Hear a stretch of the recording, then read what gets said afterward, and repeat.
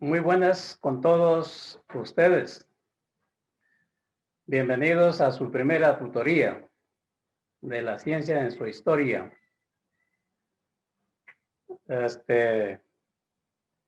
Es bueno considerar algunas recomendaciones. Desde ya hay que estar leyendo, estudiando estos capítulos 1, 2, 3. En este caso me pertenece darles algunas instrucciones, algunas aclaraciones del capítulo 1. No olvidar como complementariedad o como una generalidad, estudiar todo, leer todo el capítulo y si es posible también la introducción. Es muy interesante y hay que darle bastante mística, bastante amor y cariño para esto. Hay que memorizar ciertas cositas, ciertos términos, para que en el momento cuando tengamos ya enfrente el examen, no tengamos ninguna dificultad. De seguro que ustedes ya conocen todo, la dinámica en cuanto orientaciones.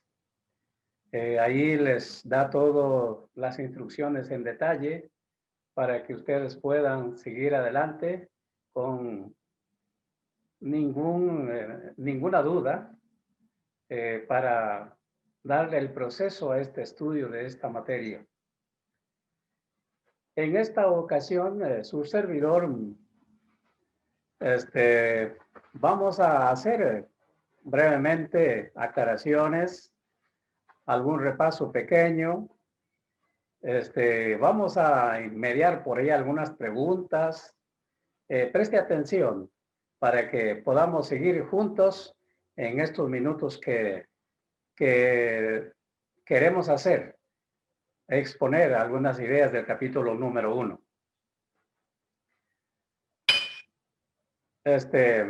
Bueno, aquí en esto, como ustedes pueden apreciar,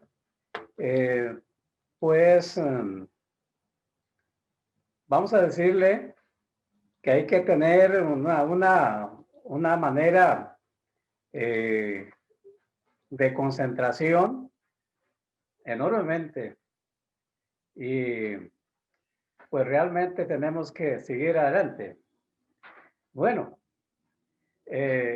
esto es una manera de introducción que no es del examen, pero sin embargo, ahí hay algunos conceptos que pueden ir introduciendo en todo el capítulo. Por ejemplo, la historia y ciencia, historia de la ciencia, enfoques de la historia, orígenes de historia de la ciencia, la diferencia entre historia general y historia de la ciencia. Bueno, tenemos ahí algunos conceptos claves donde no está de más de que tengamos hacer algunas definiciones para que usted pudiera darle claridad, porque en el proceso usted, cuando lee el capítulo, se va a encontrar con algunos de estos términos y que vale la pena. Hechos, conocimiento, problemas, hipótesis, etc. Bueno, tenemos que ver acá, por ejemplo, por decir aquí, por historia, fechas, nombres, datos, monumentos, etc. Pero la diferencia, historia de la ciencia es otro concepto y solamente es el progresivo perfeccionamiento de los métodos de conocer. Por otro lado, enfoques de la historia de la ciencia. Bueno, científicos, ¿verdad? La evolución de las teorías a través de la historia, también los problemas y la ciencia está enfrente sobre los problemas. Los problemas que inspiran a los científicos son reales y urgentes. Este, los orígenes de la historia de la ciencia. Pues la ciencia, vamos a decirle que el hombre siempre ha estado en permanente invento, descubrimiento.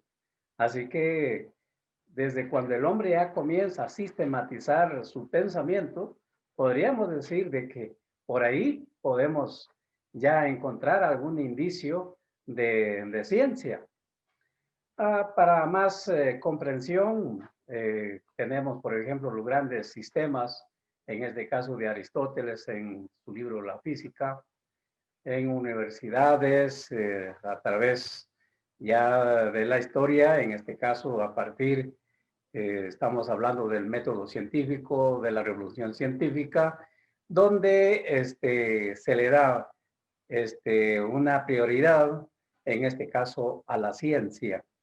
Y también la existencia de muchas revistas, de muchas publicaciones. Podemos hablar de eso como más o menos origen de la ciencia. La diferencia, que ya hemos hablado de que entre ciencia general y ciencia o historia de la ciencia, la primera es de datos, de fechas. La segunda es resolver problemas. Los problemas siguen con nosotros y las ideas propuestas para resolverlos, las hipótesis y teorías. Bueno, algunas preguntas por acá. A ver, reflexionemos aquí. ¿Cuál es la importancia del estudio de la historia de la ciencia? ¿Usted puede contestar? ¿Cuáles son los diferentes enfoques de la historia de la ciencia? ¿Cuáles son las diferencias entre la historia general y la historia de la ciencia? Vivimos rodeados de la ciencia, pero no una comunidad ocupada de ella, muchas veces. Y ese es el problema de nosotros. La ciencia está ahí, pero no tenemos o no una comunidad permanentemente ocupada de ella. Entonces, estas preguntas ya son contestadas a la luz de las ideas anteriores que hemos explicado. Vamos con la primera pregunta. ¿Cuál es la importancia del estudio de la historia de la ciencia? Claro, por supuesto. La ciencia es muy importante porque estamos viendo un conocimiento objetivo. Los conocimientos subjetivos, pues, al rato que no nos explican bien, vamos a verlo desde el punto de vista del mito, por ejemplo.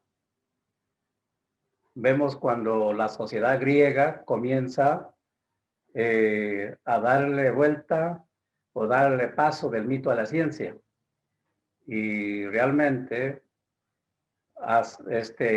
para que se dé eso, hubieron cambios geográficos, se llama cambios económicos, cambios sociales, cambios económicos, políticos, etcétera. Y yo creo que por ahí podemos andar de que la ciencia es tan importante, porque el ser humano es un ser humano pensante. Y como ya hemos dicho, el hombre, el ser humano, está en permanente búsqueda, descubrimiento de inventos. Algo por ahí puede relacionarse la ciencia. Bueno, vamos a seguir aquí ya con la primera parte de lo que es el capítulo ya de estudio, con lo que respecta al examen como tal. Lo que ustedes ven ahí, la parte amarilla, esos son los temas a tratar para estudiarlos. Y los subtemas, las características, los elementos lo encuentran en orientaciones, más o menos en la página 16 en adelante. Entonces, nuestro repaso de hoy Lo que vamos a ver solamente es el origen de la naturaleza, perdón, origen y naturaleza del universo según algunos pueblos de la antigüedad. Y luego las dos teorías, la teoría de los elementos y la teoría de los cuatro humores.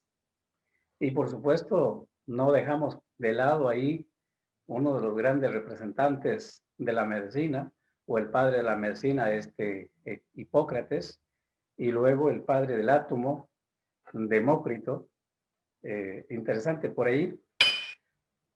Términos claves que podemos nosotros, digo, saber, dedicarle un tiempo a la explicación de estos términos. Por ejemplo, cosmogonía, cosmología, el origen del universo a partir de la cosmogonía, a través de los relatos del mito. El origen del universo a través de la cosmología. Ya eso es un poco más objetivo, vamos a decirle, bajo dos estructuras que nosotros vivimos en a través de la historia, desde los griegos hasta acá, el geocentrismo y el heliocentrismo, precisamente.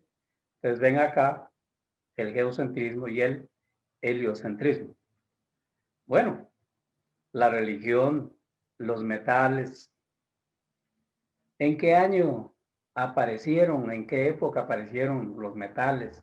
¿Cuál fue la importancia? ¿Cuál es el papel que jugó la religión también en el trayecto, en la constitución de los pueblos antiguos? ¿A qué llamamos Estado, Estado antiguo?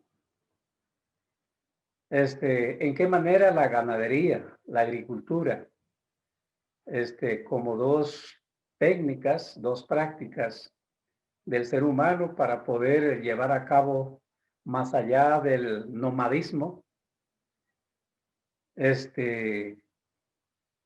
los números, imagínense, la civilización, el calendario? Bueno, como decía, los temas para evaluar aquí son estos dos: origen y naturaleza del universo según algunos pueblos de la antigüedad. En este caso sería Egipto, Babilonia, Grecia, incluido China, etcétera. Y las dos teorías, en este caso, de los humores y de los elementos. Bueno, como una primera reflexión, aclaración aquí dentro de este tema,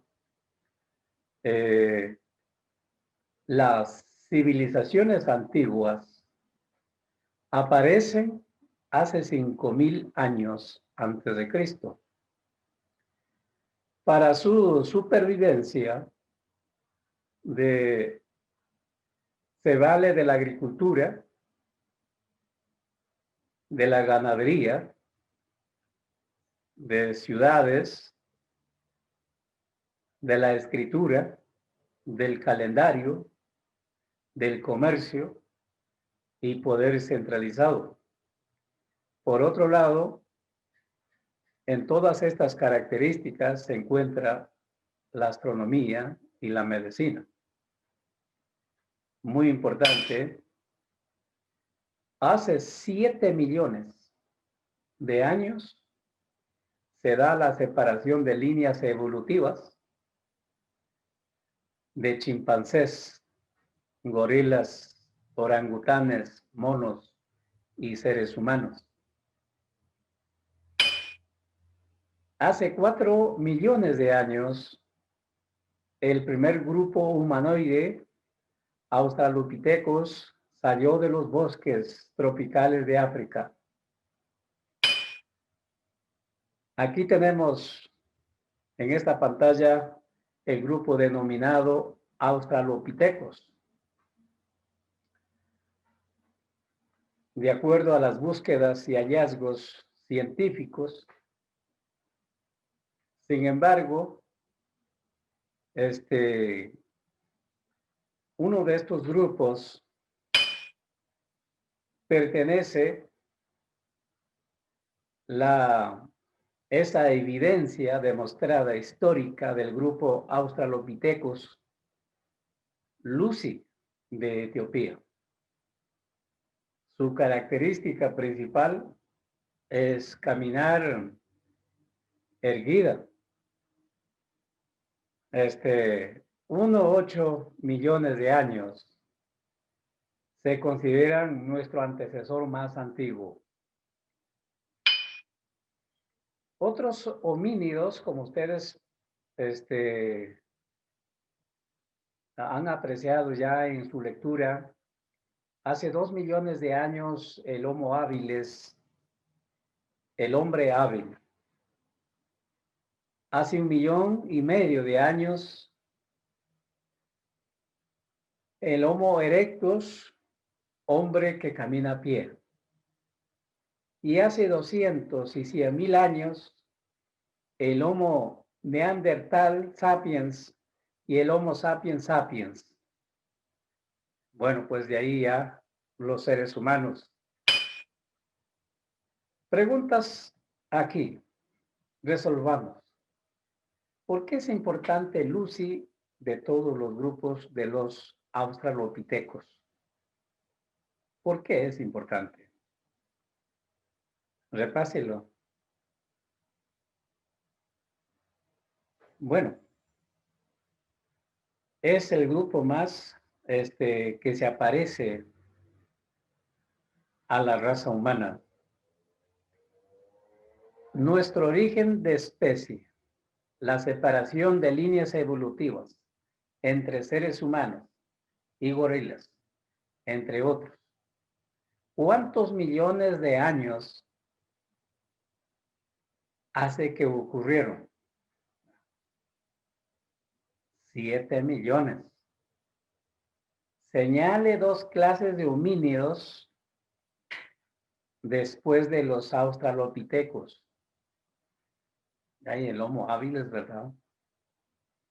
El Homo erectus, bueno, y otros. Viene por ahí. ¿Cuál es el papel de las mujeres, de los hombres en su estado nómada?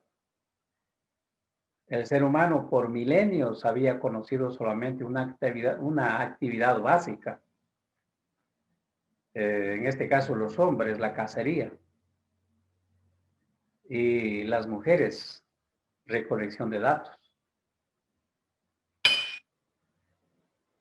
Bueno, la domesticación de animales y plantas. ¿En qué tiempo más o menos se da esto de la domesticación de animales y plantas? Más o menos unos 12,000 y 8,000 años antes de Cristo. La domesticación de plantas y animales. ¿Y por qué es importante? ¿Cuál es el efecto que dio esto? ¿Cuál es el efecto que desencadena el hacer esta domesticación de plantas y animales? A ver, la domesticación no es un asunto puntual, estático, sino un largo proceso dinámico y gradual desde los pueblos antiguos al presente. Al final de nuestra evaluación vamos a contestar eso. ¿Cuál es la importancia, el efecto que trajo esta actividad del ser humano con la domesticación plantas y animales? Este proceso dinámico, en este caso, de la constitución del Estado como organización social superior y el nombre de algunos estados antiguos, hay que tenerlo presente. Pareciera de que pasa por unos 3 momentos para ya verlo el Estado como tal. Estados antiguos, vamos a verlo desde el punto de vista de los chinos, Babilonia, babilónicos, mm, Egipto o los egipcios, los griegos, y por qué no hablar también en América, los incas, los mayas, los aztecas, son estados también. Interesante aquí, la primera agrupación humana no tienen especies nativas domesticables, agricultura inapropiada, mínima cantidad de individuos, esencialmente cazadores, recolectores, bosquimanos del Ártico, por ejemplo, en el día de hoy todavía hay esquimales del Ártico y podrían haber otros más, pero por mencionar, serían las hordas o tribus nómadas. Este proceso dinámico del Estado como organización viene un paso siguiente, que son las tribus. Producción de alimentos aumenta la población. Necesidad de asentarse cerca de los cultivos y pastos. Aparecen las aldeas con familias extendidas. Da lugar a clanes, intercambios entre aldeas. Bueno, poco más diferente. El tercer proceso dinámico es, ya viene el siguiente, sigamos con las tribus.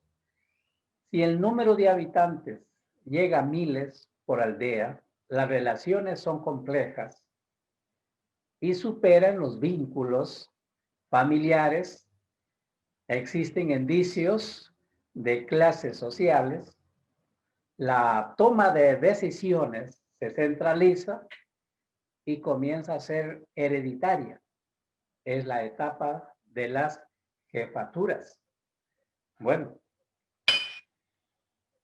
y el tercer momento dinámico es el Estado.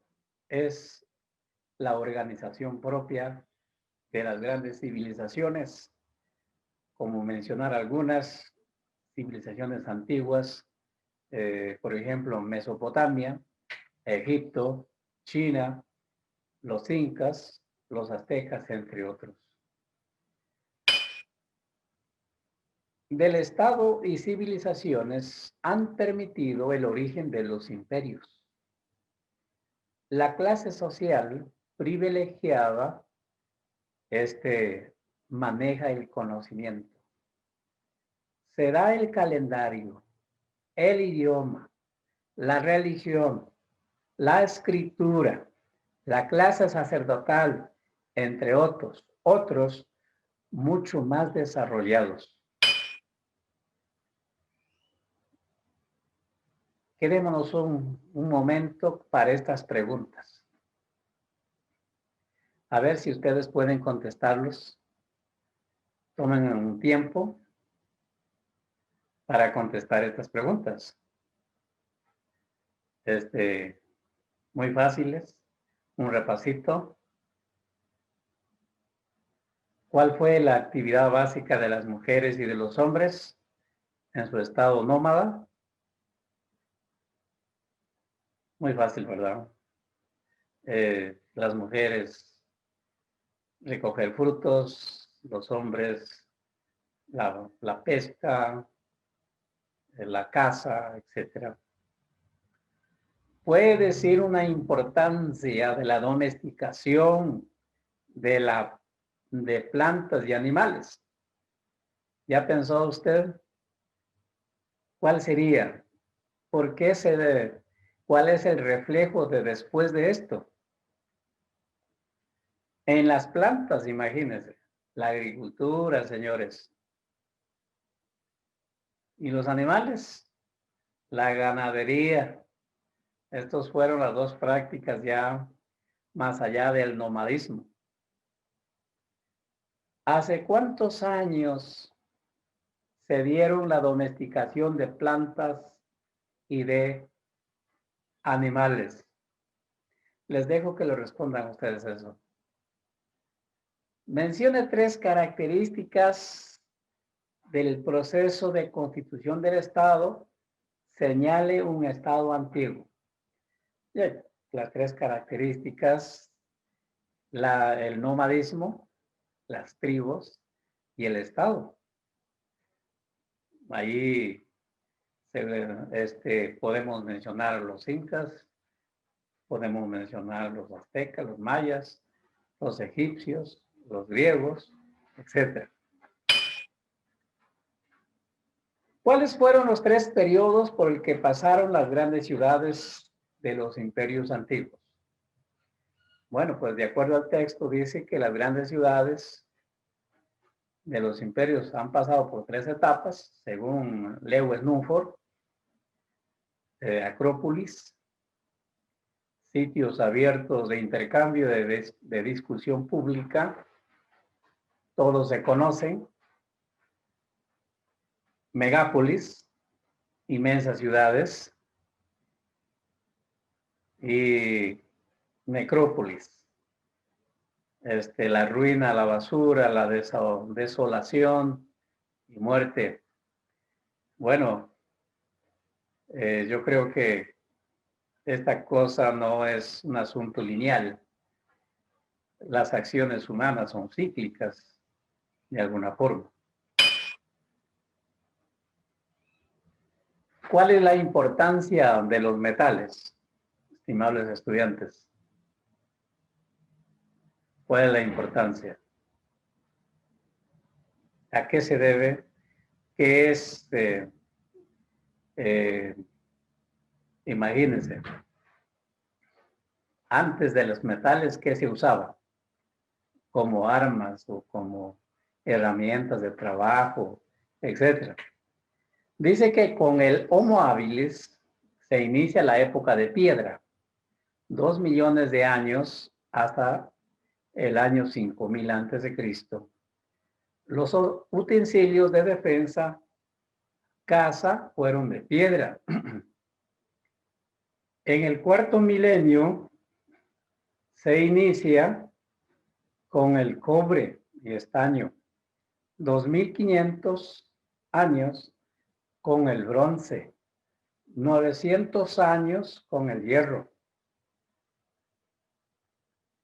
Y luego viene el plomo, el oro y la plata.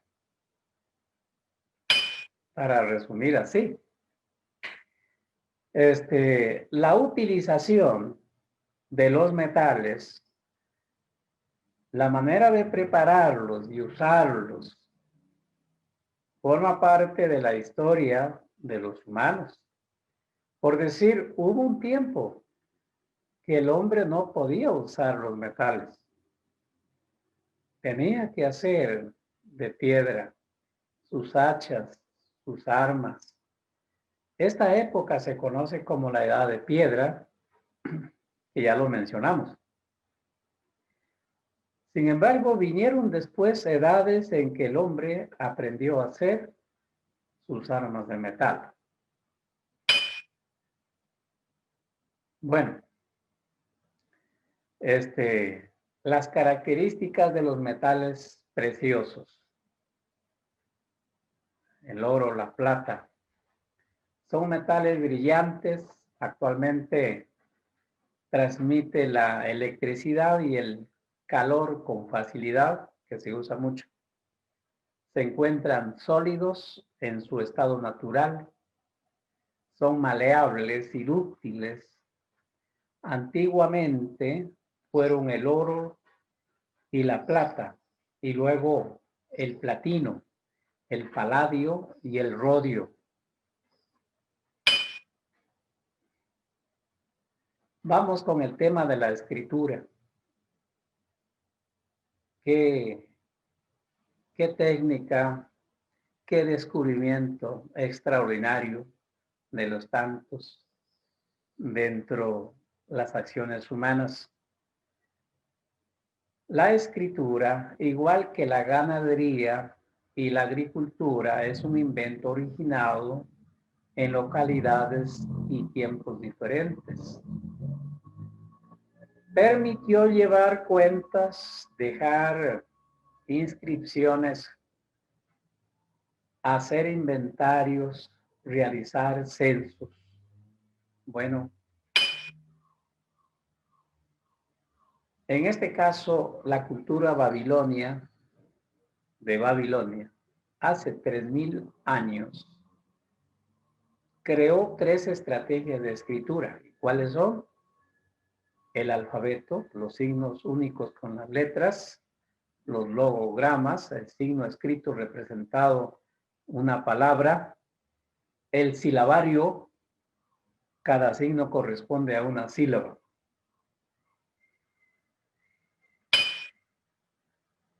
¿Cuál es la diferencia del concepto de cosmogonía y cosmología? Ya lo hemos dicho al principio, tal vez en esas definiciones. Dentro de la comprensión de los pueblos antiguos, se derivan dos concepciones importantes. La cosmogonía. Bueno, la teoría sobre el origen del universo de tipo religioso o mitológico. No tengo ahorita el número de cuántas culturas habemos en estos momentos, pero todas las culturas habidas por haber tienen una cosmogonía, una manera de ver el mundo, una manera de interpretar como una necesidad su entorno. Y hay que verlo como la primera filosofía para descifrar lo misterioso, lo que no se entiende, a través de sueños, a través de ideas, a través de creencias, etc. Por su parte, bueno, dentro de la comprensión del universo, los pueblos antiguos, también se deriva otro término que vale la pena, que es la cosmología, teoría sobre la estructura del universo. Y cuando hablamos de estructura del universo, que ya no es tanto como que tiene asidero en el mito o en la religión o en las creencias, sino que netamente en la ciencia. Al principio podría haber sido a través de observaciones, mezclando conceptos astronómicos con filosóficos, etcétera, matemáticos. Esto lo vemos con el geocentrismo. Por ejemplo, la manera como se concibe el geocentrismo a través de Platón, a través de Eudoxo de Cínido, a través de Aristóteles y uno de los exponentes últimos, Claudio Ptolomeo. Bueno, con sus posturas diferentes, por supuesto, pero cuando ya uno se acerca al heliocentrismo, que parte a partir del Renacimiento, en este caso con el pensamiento copernicano, entonces ya vemos otra manera de ver, sobre todo ya los seguidores, en este caso, viendo con Kepler, con Galileo, imagínense, que ya no usa solamente matemáticas, sino también instrumentos tecnológicos como el telescopio, para poder comprobar sus explicaciones con las observaciones del cosmos. Entonces, cuando hablamos de cosmología, estamos hablando sobre la estructura del universo y particularmente estas dos estructuras, lo que es geocentrismo y heliocentrismo. Algunas preguntas para ustedes que puedan resolverlos. A ver, ¿qué tal si les doy ahí un tiempito para que puedan resolver? Las preguntas son bastante básicas, bastante simples. Por ejemplo, antes de la época de los metales, ¿de qué fueron las herramientas? ¡Qué barbaridad! Demasiado simple. ¿Desde cuándo aparecen los metales? Diga dos importancias de los metales. ¿Desde cuándo aparece la escritura? Diga un ejemplo de cosmogonía y cosmología. Yo creo que con las explicaciones anteriores ya lo hemos dado respuesta. Les dejo como tarea a ustedes que vayan contestando esas preguntas. Vamos a la siguiente.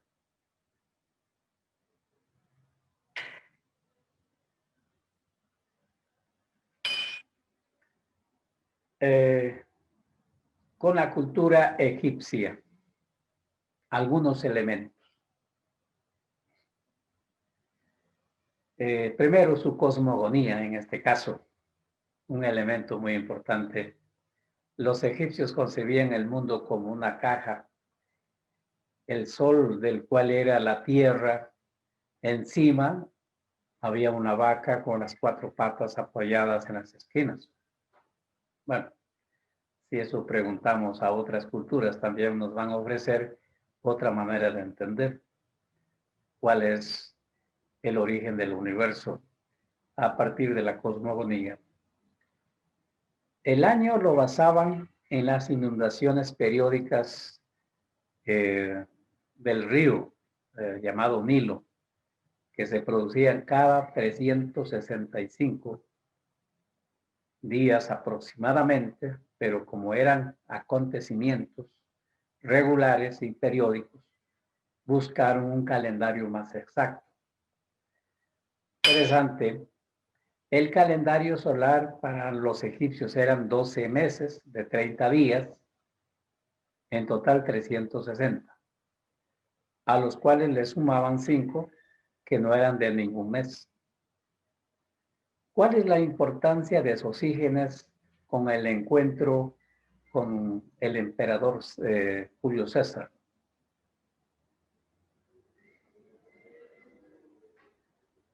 La importancia acá es que Sosígenes aconsejó para que cambiara del calendario romano al calendario juliano. Y por cierto, el calendario juliano duró más de 1,500,000 años. Imagínense. ¿Por qué? Porque en el año de 1582 cambió al calendario gregoriano. Bueno, ahí hay explicaciones, algunos detalles, cuántos días se perdieron acá. Bueno, pues en este caso Gregorio XIII, por situaciones por las fiestas religiosas, yo no sé si era la Pascua, algo así, que como que tenía ciertos problemas, entonces era uno de las razones para proclamar un cambio de calendario. Bueno, ¿qué más podemos hablar de la cultura egipcia? La medicina. En el tercer milenio dominaban la técnica del embalsamado de los cadáveres. Interesante por ahí. La aplicación de las cirugías, las terapias por medio de hierbas variadas al funcionamiento del corazón a través del pulso. El médico por excelencia 1500 años antes de Cristo, Imhotep, fundador de la medicina egipcia, era el médico de la realeza egipcio. Muy bien, vamos con el calendario. Uno de los inventos, uno de los descubrimientos más extraordinarios a través de la historia de nuestros pueblos antiguos que encontrar, y que el día de hoy es una herramienta poderosa y que precisa y necesaria. Sin eso no podemos vivir. El ser humano ha contado el paso de los días y ha intentado dividir el tiempo en sistemas lógicos. Esta necesidad de representar el paso del tiempo llevó a la creación de los primeros calendarios. Muy bien, cada pueblo adaptaba el calendario como un reflejo de su cultura. Hay que tener en cuenta eso, muy importante. No hay un calendario que sea el calendario egipcio se aparece al calendario maya, ¿no? Cada cultura sale un calendario, pero a la luz de la necesidad, del contexto de la cultura. Su religión, las festividades más importantes, el paso de las estaciones y la cosecha, además de introducir nuevas observaciones y cálculos que han llevado hasta los calendarios actuales. Muy importante en esta fase. Ahora bien, el calendario más antiguo del que se tiene conocimiento, en este caso en Occidente, está en Aberdeenshire, Escocia, y data 8000 años antes de Cristo. Se trata de un monumento del monolítico compuesto por 12 piedras que marcan la posición de la luna a lo largo de un año. Bueno, algunas culturas incluyeron también el paso de las estaciones y las observaciones solares. Parece de que antes que haya el calendario, las sociedades se medían por las estaciones. Sin embargo, de las estaciones da o dio origen a los calendarios lunisolares. Los sumerios y los babilonios fueron los pioneros en crear este tipo de calendarios hace 5000 años en la región de Mesopotamia. En estos momentos, actualmente Irak. Hace unos 2000 años, en la otra parte del mundo, la civilización maya creó también su propio calendario. En ciclo de 52 años, los mayas, bueno, pues son, en algún momento se le han dado el nombre de la Babilonia de América o los pitagóricos de América. Las fechas se marcaban combinando 3 calendarios diferentes: el calendario divino, calendario ceremonial y la cuenta larga, que contemplaba un periodo de más de 5000 años. Bueno, calendarios romanos. El primer calendario romano tenía 10 meses, de marzo hasta septiembre, y solo contaban con 304 días.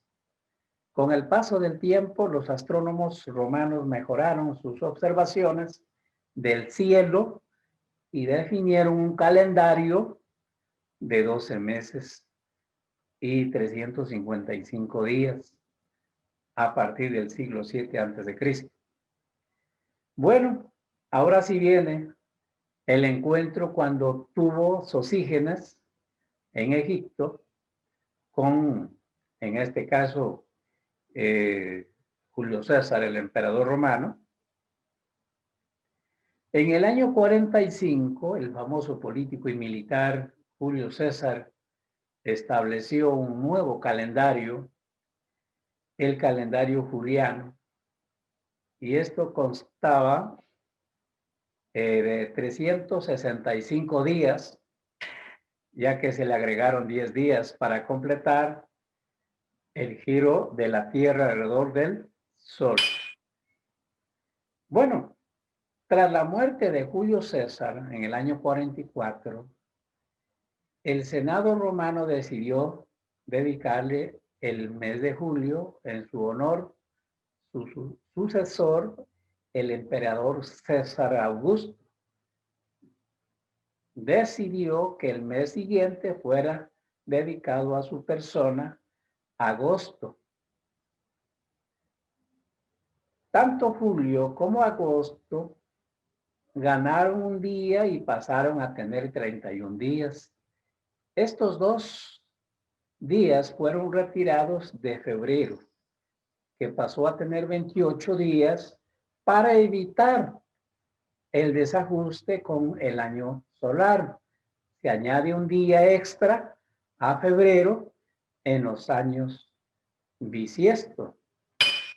Bueno, el desfase de la fiesta de la Pascua llevó al Papa Gregorio III, con el apoyo de los astrónomos de su tiempo, a encargar un nuevo calendario en 1582, que luego llevó su nombre. Aunque se trata del calendario más preciso utilizado en casi todo el mundo, cada año se desajusta 26 segundos. Dentro de 3.300 años, tendremos que añadir un día más para ajustar el calendario. Bueno, se perdieron 14 días. 14 días, ¿por qué? Porque antes en el calendario juliano se llevaba a cabo hasta, en este caso,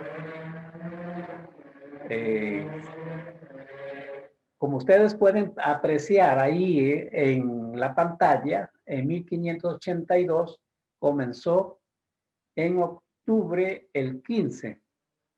Esos días libres, el 4, 3, 2, 1, y todavía faltan ahí 10 días más, parte de septiembre. Entonces, esos días quedaron perdidos para siempre, o ya quitados en ese caso. Importancia: imposible ordenar la vida diaria sin calendario. Al rato, la revolución científica hubiera tenido problemas sin darnos cuenta que es una herencia viviente en nosotros de nuestros pueblos antiguos. Los calendarios tienen una función importantísima para la organización de los seres humanos, para llevar un control cronológico de sus actividades sociales. Además de esto, los calendarios sirven para llevar un orden cronológico de los hechos históricos de gran importancia y su respectiva documentación. Hay unas preguntas para ustedes, estimables estudiantes. ¿Qué les parece? Preguntas también un poco bastante sencillas, básicas. Por ejemplo, explique brevemente una importancia de encuentro entre Sosígenes y el emperador Julio César. ¿Cuál fue la importancia? Yo creo que eso ya lo tenemos la respuesta. El calendario egipcio es relacionado con un río. ¿Cómo se llama? Demasiado fácil. Explique brevemente la importancia del calendario en la historia. Sobran palabras, porque realmente sin eso no hubiéramos tenido la cronología del tiempo. ¿Cuántos días se perdieron con el cambio del calendario juliano al gregoriano? También ustedes saben, 14 días. Muy bien, vamos con China. A ver qué pasa con China. La primera mención de la hiena de Pankú aparece en el libro de Xu Shen en el periodo de los 3 reinos, siglo 3 antes de Cristo, perdón, después de Cristo. Nos hablan una de las cosmogonías, el pequeño Big Bang del origen del universo. Bueno, interesante acá, porque dice que el resultado de una gran explosión similar a la de los fuegos artificiales, visión tan arraigada en la cultura popular china que favoreció la creencia de un enorme gigante, bueno, que tenía una pelota en la mano, era un fortachón y botó al vacío, no sé qué, y explosionó. Y bueno, ahí está el fuego de pólvora o luces artificiales. Y ahí vienen los planetas y todo lo que hay en el universo. Bueno, es una manera, la cosmogonía china, o podría ser una de ellas. Usaban un calendario también, lunisolar, con un año de 360 días, repartido en 12 meses, con un mes intercambiable cada 5 años para ser compatible el año solar y el civil. Bueno, algunos elementos de esta civilización. Los chinos desarrollaron una teoría de los elementos. Pregunta, ¿cuál es la diferencia entre los griegos y los chinos en cuanto a la teoría de los elementos? Bueno, aquí viene. Dice que parcialmente coincide con los griegos, por ejemplo, el agua, el fuego y tierra. Pero los chinos, en lugar del aire, que fue para los griegos, añadieron el metal madera. No incluyeron el aire. Ahí está la diferencia. El científico Xiang Heng, en el año 78, hasta el año 139 después de Cristo, cuyo nombre aparece como Xiang Heng, historiador y astrónomo del imperio. Este científico chino dice que explicó los eclipses lunares, trazó el mapa del cielo con 2.500 estrellas, destacó su aproximación del número pi, construyó un sismógrafo, los espejos mágicos. Claro, ahí puse lo que es la pólvora y la brújula, eso no, pero ya es un invento de la cultura china. Interesante todo esto. Muy bien, ahí hay una explicación de los espejos mágicos que se remontan al 3er milenio. Es una artesanía de bronce. El frontal está pulido brillantemente, mientras que un diseño en relieve decora el reverso sorprendentemente. Cuando la luz se dirige a la cara del espejo y se refleja con una superficie plana, aparece una imagen mágica. Bueno, a diferencia de otras civilizaciones, los chinos actuales, con atención, son los descendientes de una civilización que se han mantenido desde hace milenios en el mismo territorio. Otras civilizaciones ya no están. Si es que están en otro lado. Muy bien. Importancia de la astronomía y la ciencia.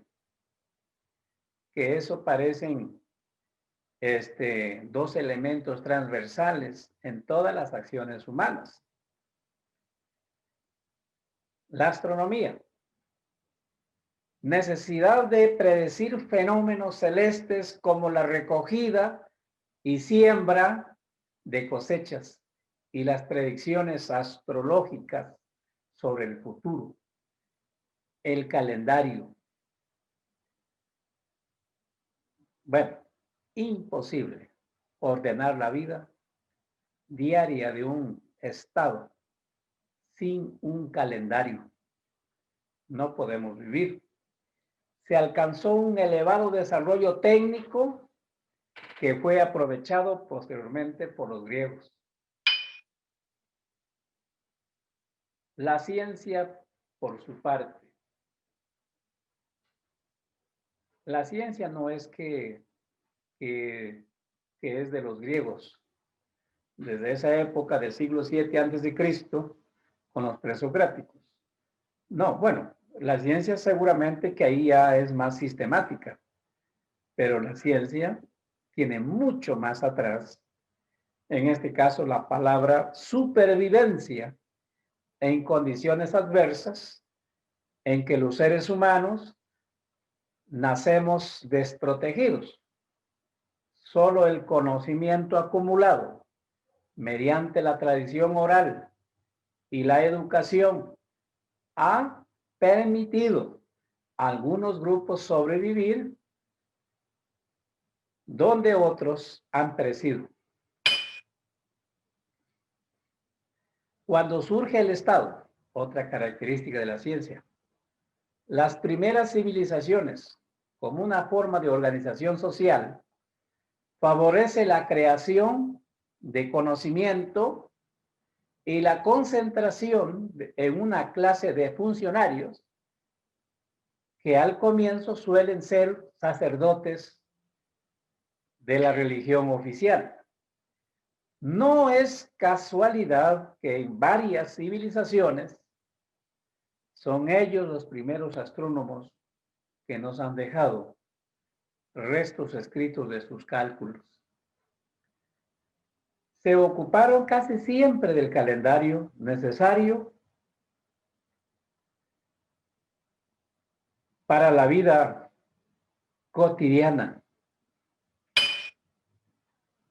Otra de las características que nosotros podemos captar de la ciencia, en qué manera ha servido como constitución de los pueblos antiguos, el Estado refuerza el control social.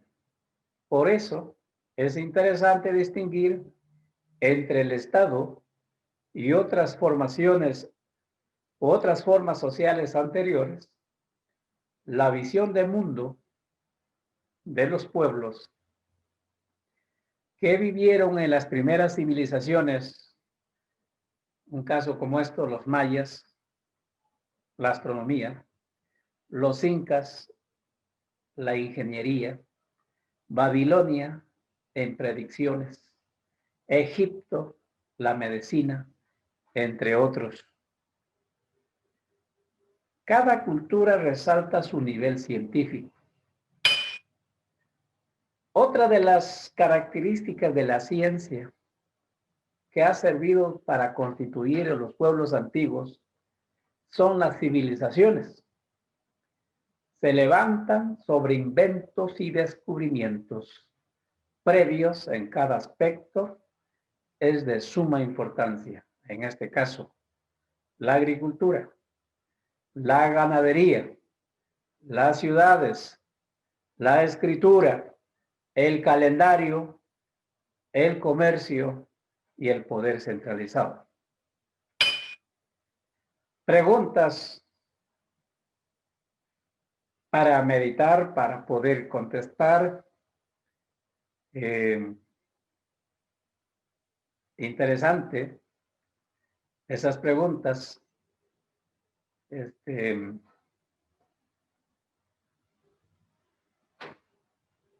Con respecto a la teoría de los elementos, por ejemplo, ¿qué diferencia tenemos los chinos y los griegos? Bueno, los chinos no usan el aire, sino metal y madera. Y los griegos el aire, ¿verdad? Bien.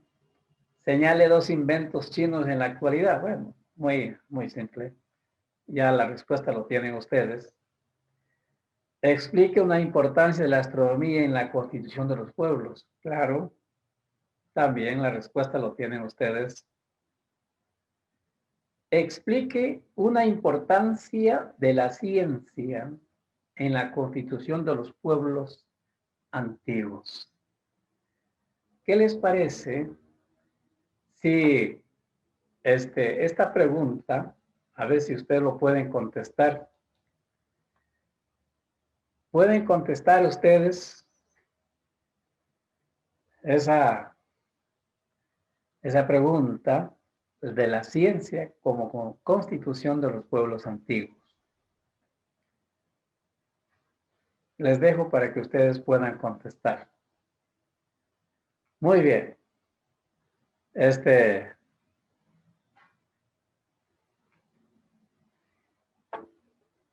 Vamos a ver.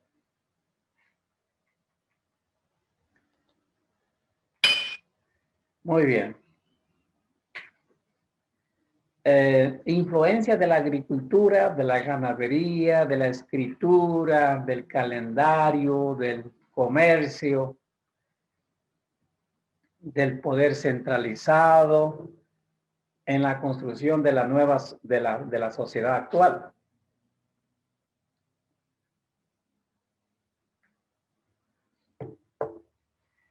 Yo creo que sobran palabras en esto porque hemos venido ya hablando a través de todo este recorrido de que todas estas técnicas, descubrimientos, inventos,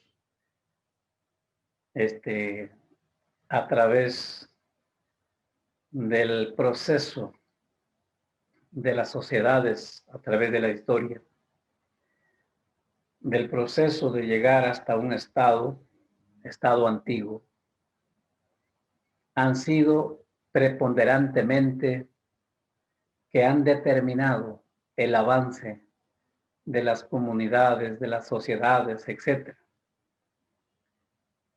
Podemos decir, no vamos a comentar tanto de esto porque son temas bastante entendibles. La agricultura es una fuente alimentaria, económica de las sociedades. La FAO estima la única fuente de ingreso de las sociedades el 70% de las zonas rurales. No podríamos vivir sin ella, ya que sin ellos no tendríamos que comer. Una crisis, uno mismo tendría que ir a sembrar y es un poco difícil, ¿verdad? Porque cada uno tenemos actividades. Tal vez en algún momento sí. Por su parte, la ganadería, imagínense. La escritura, que ya lo hemos comentado.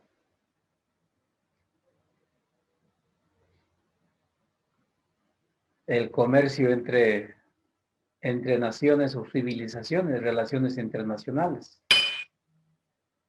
El calendario, ni qué decir. Gracias a esto, tenemos el desarrollo económico de las sociedades, sin la cual no podríamos ubicarnos en el tiempo.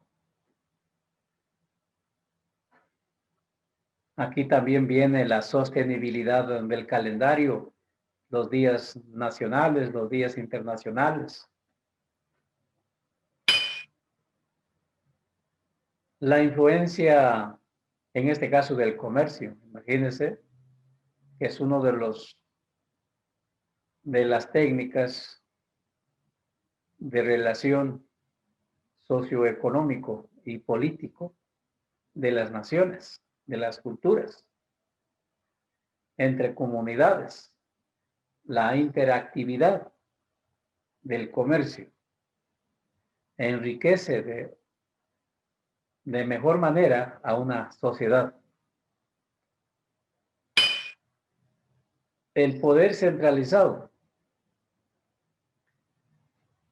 representa dominación, estructuración, sistema socioeconómico, político, cultural y jurídico. Este tipo de acción humana ha marcado la pauta a lo largo de la historia, desde las civilizaciones antiguas, lo que hoy llamaríamos Estado-nación. Pero como una crítica a esta situación, yo creo que lamentablemente, digo yo, que el poder centralizado se ha manipulado mucho. Ya el poder ya no está para el servicio público, sino para unos pocos. Esa es otra de las cosas que son ya los bemoles de las situaciones, yo creo que no solamente actual, sino en el tiempo de los imperios y todo eso. El poder centralizado se ha desviado de su verdadera misión, digo yo, porque el poder en sí mismo no es malo. El poder aplicado es malo en el tanto y en el cuanto que es ideologizado para unos pocos y no, más bien todo lo contrario, el poder es para el servicio público, ordenar el bien común. Muy bien, la cultura egipcia. ¿En qué manera tanto la egipcia y la babilónica influencian hasta el día de hoy en la cultura universal?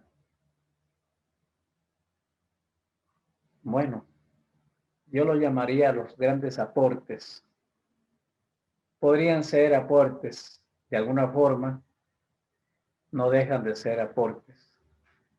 La arquitectura en los egipcios, desarrollo de las ciudades con aportes arquitectónicos, como el uso del arco y las columnas, así como la construcción de pirámides, etc. Otra de las cosas que aquí podemos ver es que los egipcios crearon su propia escritura a través de los jeroglíficos hacia finales del cuarto milenio. Bueno, la escritura, imagínense, no es un asunto la escritura desde la época del Renacimiento, no, 3000 años antes, no, en el cuarto milenio, 4000 años antes de Cristo.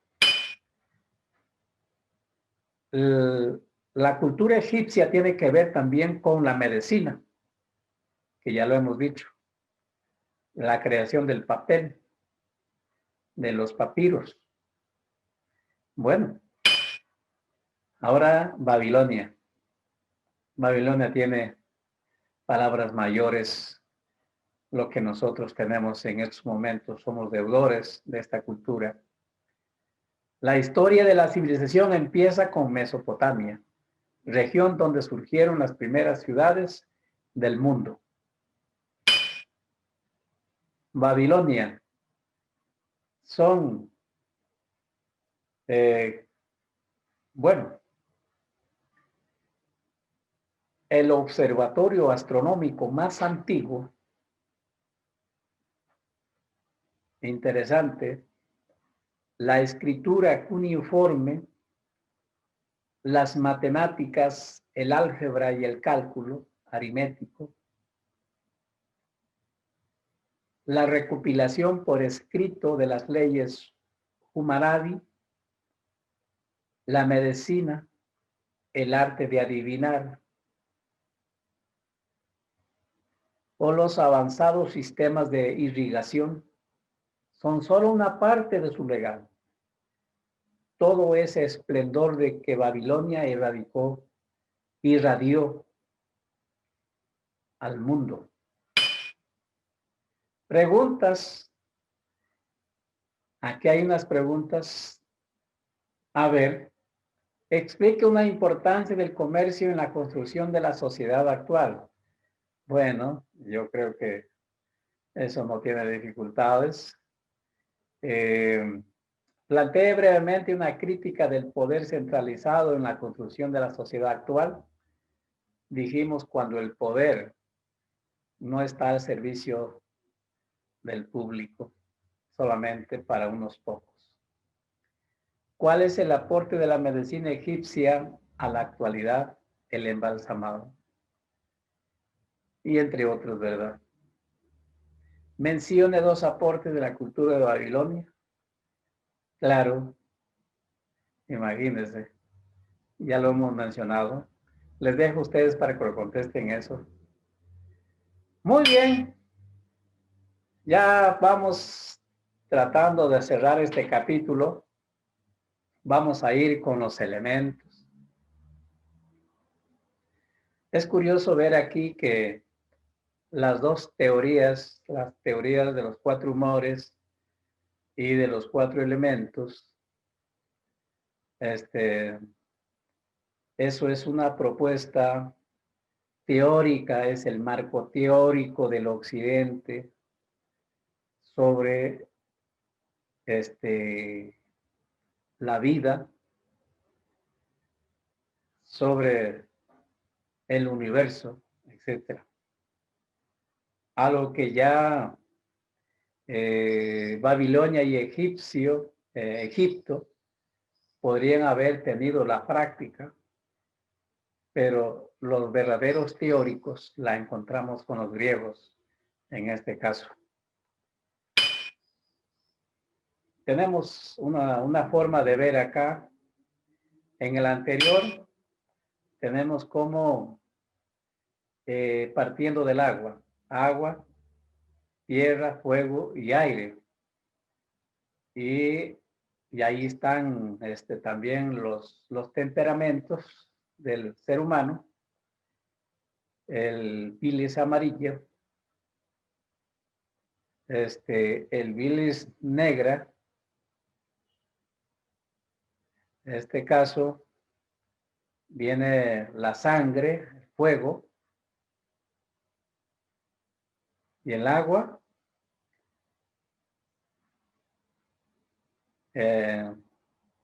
flemático, etcétera. Qué interesante es la combinación que dice que eso tiene que haber un equilibrio, de lo contrario, el ser humano no está bien. Vamos aquí, el sanguíneo con el aire, el órgano, el hígado, con la estación primavera, el colérico, bilis amarillo, el fuego, vesícula, el órgano, verano, melancólico o bilis negra, la tierra, el elemento, órgano, el vaso y la estación del otoño. Flemático, el agua como elemento, cerebro, el órgano y el invierno como estación. Vamos a explicarlo más adelante eso.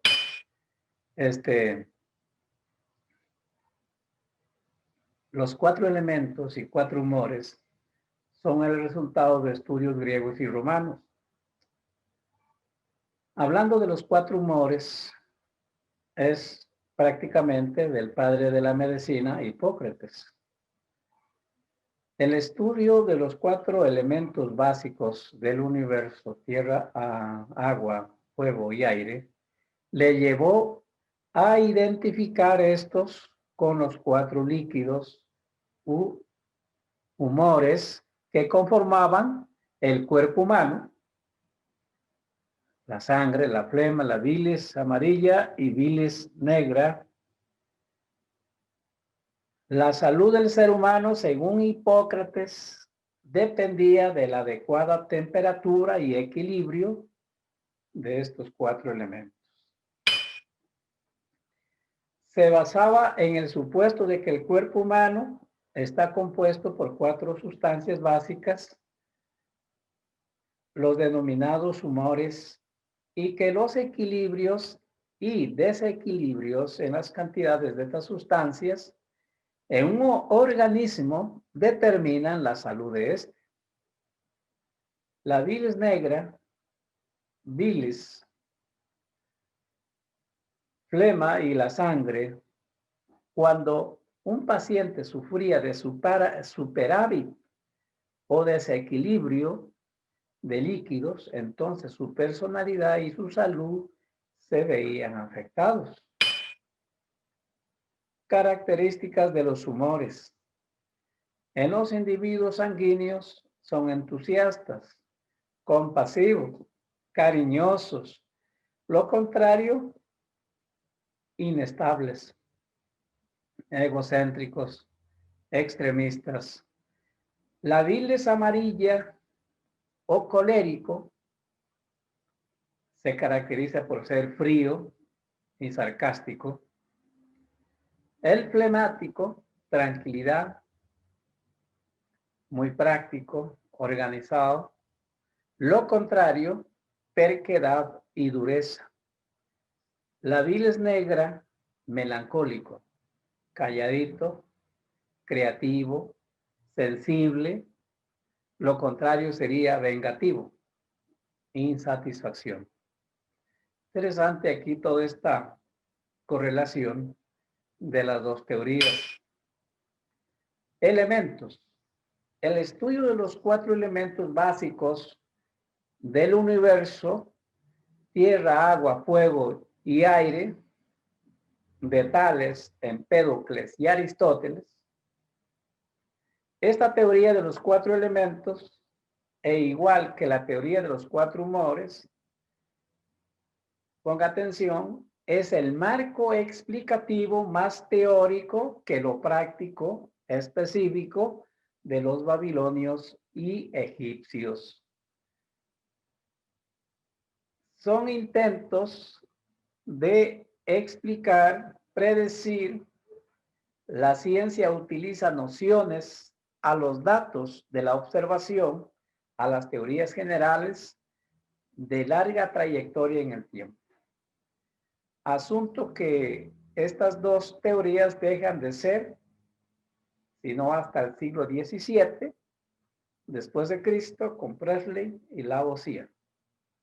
Estamos viendo cuando ya viene la gran revolución de los 3 grandes paradigmas, en este caso en el siglo XVII, con la física, la biología y la química de las ciencias naturales. Precursores de la teoría atómica. En el siglo V a.C., Leucipo sostenía que había un solo tipo de materia y pensaba que si dividíamos la materia en partes cada vez más pequeñas, obtendríamos un trozo que no se podría cortar más. Demócrito lo llamó a estos trozos átomos sin división. La filosofía atomista de Leucipo y Demócrito podía resumirse en 3 aspectos: átomos son eternos, indivisibles, homogéneos e indivisibles.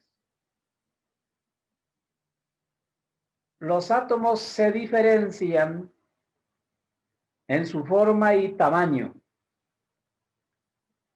Las propiedades de la materia varían según el agrupamiento de los átomos.